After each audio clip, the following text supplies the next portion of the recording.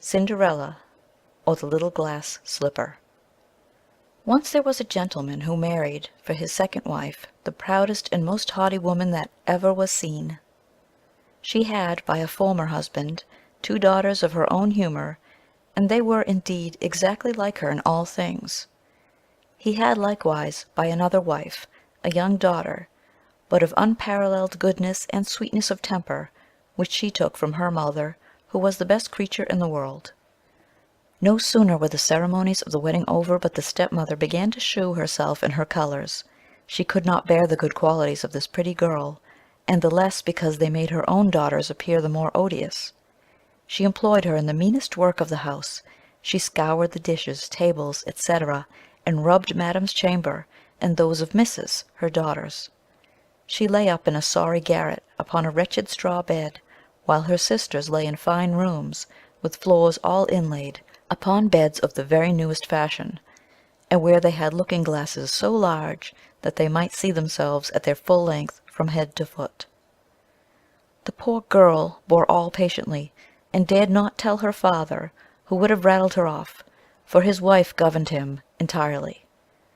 When she had done her work, she used to go into her chimney-corner, and sit down among cinders and ashes, which made her commonly be called Cinder-breech. But the youngest, who was not so rude and uncivil as the eldest, called her Cinderella, because Cinderella, notwithstanding her mean apparel, was 100 times handsomer than her sisters, though they were always dressed very richly. It happened that the king's son gave a ball, and invited all persons of fashion to it. Our young misses were also invited, for they cut a very grand figure among the quality. They were mightily delighted at this invitation, and wonderfully busy in choosing out such gowns, petticoats, and head-clothes as might best become them. This was a new trouble to Cinderella, for it was she who ironed her sisters' linen, and plaited their ruffles. They talked all day long of nothing but how they should be dressed. "For my part," said the eldest, "I will wear my red velvet suit with French trimming." "And I," said the youngest, "shall only have my usual petticoat, but then, to make amends for that, I will put on my gold-flowered manteau and my diamond stomacher, which is far from being the most ordinary one in the world." They sent for the best tire-woman they could get, to make up their head-dresses and adjust their double pinners, and they had their red brushes and patches from the fashionable maker. Cinderella was likewise called up to them to be consulted in all these matters, for she had excellent notions, and advised them always for the best, nay, and offered her service to dress their heads, which they were very willing she should do. As she was doing this, they said to her, "Cinderella, would you not be glad to go to the ball?" "Ah," said she, "you only jeer at me. It is not for such as I am to go thither." "Thou art in the right of it," replied they. "It would make the people laugh to see a Cinder-breech at a ball." Any one but Cinderella would have dressed their heads awry, but she was very good, and dressed them perfectly well. They were almost 2 days without eating, so much they were transported with joy. They broke above a dozen of laces in trying to be laced up close, that they might have a fine slender shape, and they were continually at their looking-glass. At last the happy day came. They went to court, and Cinderella followed them with her eyes as long as she could, and when she had lost sight of them, she fell a-crying. Her godmother, who saw her all in tears, asked her what was the matter. "I wish I could, I wish I could." She was not able to speak the rest, being interrupted by her tears and sobbing. This godmother of hers, who was a fairy, said to her, "Thou wishest thou couldst go to the ball, is it not so?" "Yes," cried Cinderella with a great sigh. "Well," said her godmother, "be but a good girl, and I will contrive that thou shalt go." Then she took her into the chamber, and said to her, "Run into the garden and bring me a pumpkin." Cinderella went immediately to gather the finest she could get, and brought it to her godmother, not being able to imagine how this pumpkin could make her go to the ball. Her godmother scooped out all the inside of it, leaving nothing but the rind, which done, she struck it with her wand, and the pumpkin was instantly turned into a fine coach, gilded all over with gold. She then went to look into her mouse-trap, where she found 6 mice all alive, and ordered Cinderella to lift up a little the trap door, which giving each mouse as it went out a little tap with her wand, the mouse was at that moment turned into a fair horse, which altogether made a very fine set of 6 horses of a beautiful mouse-coloured dapple grey. Being at a loss for a coachman, "I will go and see," says Cinderella, "if there be never a rat in the rat trap, that we may make a coachman of him." "Thou art in the right," replied her godmother. "Go and look." Cinderella brought the trap to her, and in it there were 3 huge rats.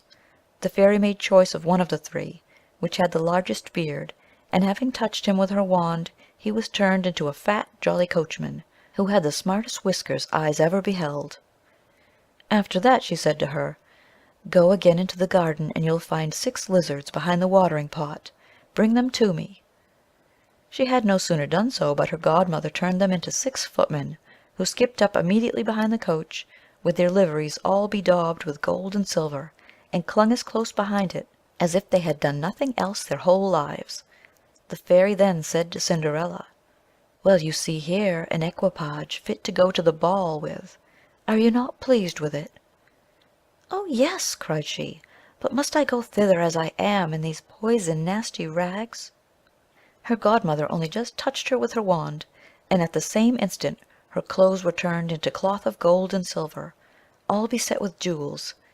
This done, she gave her a pair of glass slippers, the prettiest in the whole world.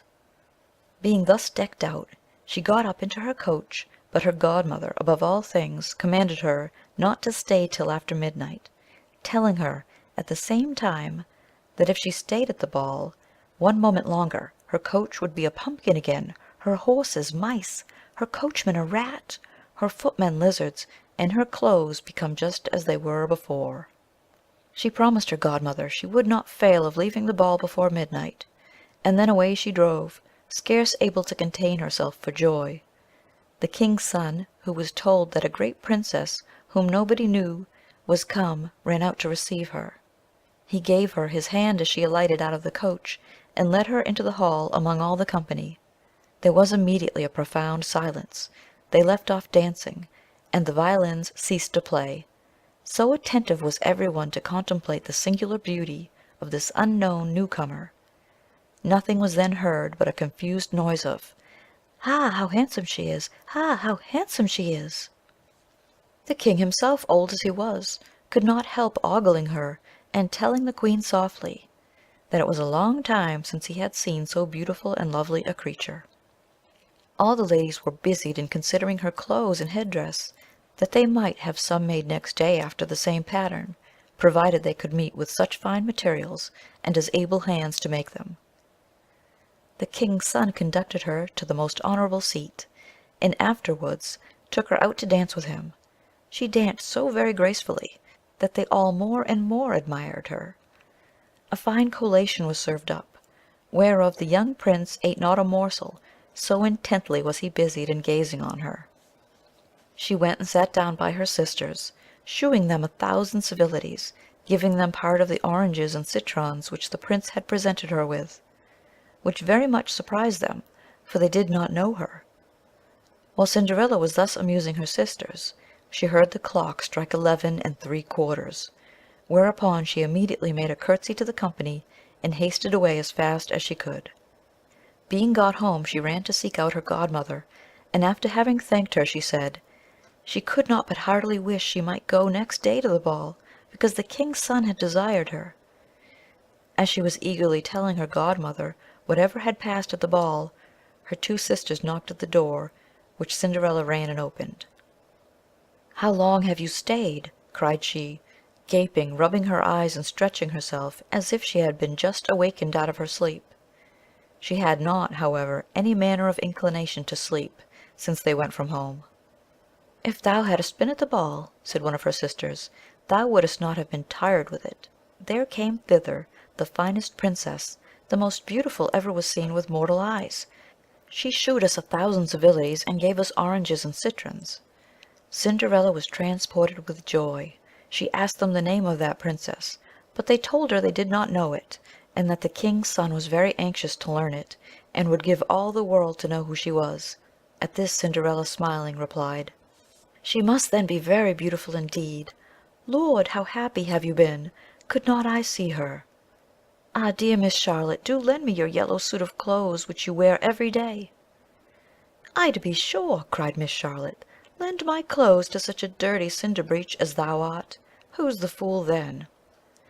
Cinderella indeed expected some such answer, and was very glad of the refusal, for she would have been sadly put to it if her sister had lent her what she asked for jestingly. The next day the two sisters were at the ball, and so was Cinderella, but dressed more magnificently than before. The king's son was always by her, and never ceased his compliments and amorous speeches to her, to whom all this was so far from being tiresome that she quite forgot what her godmother had recommended to her, so that she, at last, counted the clock striking 12, when she took it to be no more than 11. She rose up and fled as nimble as a deer. The prince followed, but could not overtake her. She left behind one of her glass slippers, which the prince took up most carefully. She got home, but quite out of breath, without coach or footman, and in her nasty old clothes, having nothing left her of all her finery but one of the little slippers, fellow to that she dropped. The guards of the palace gate were asked if they had not seen a princess go out, who said they had seen nobody go out but a young girl, very meanly dressed, and who had more the air of a poor country wench than a gentlewoman.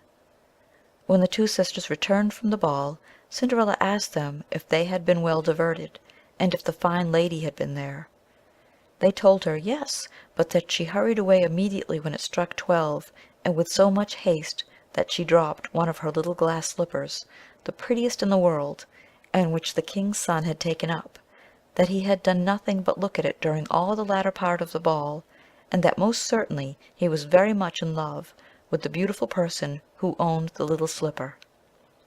What they said was very true, for a few days after the king's son caused it to be proclaimed by sound of trumpet that he would marry her whose foot this slipper would just fit. They whom he employed began to try it upon the princesses, then the duchesses, and all the court, but in vain. It was brought to the two sisters, who did all they possibly could to thrust their feet into the slipper, but they could not effect it. Cinderella, who saw all this and knew her slipper, said to them laughing, "Let me see if it will not fit me." Her sisters burst out a-laughing, and began to banter her. The gentleman who was sent to try the slipper looked earnestly at Cinderella, and finding her very handsome, said it was but just that she should try, and that he had orders to let every one make trial. He invited Cinderella to sit down, and putting the slipper to her foot, he found it went on very easily, and fitted her, as if it had been made of wax. The astonishment her two sisters were in was excessively great, but still abundantly greater, when Cinderella pulled out of her pocket the other slipper, and put it on her foot.